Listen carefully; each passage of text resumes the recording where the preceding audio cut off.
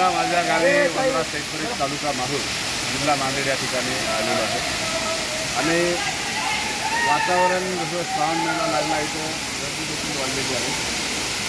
सर्व डोंगर दऱ्यामध्ये आनंद घेणारे लोक पर्यटक आणि भाविक या ठिकाणी हा धबधबा जो आहे हा धबधबा देखील ओसंडून वाहत आहे।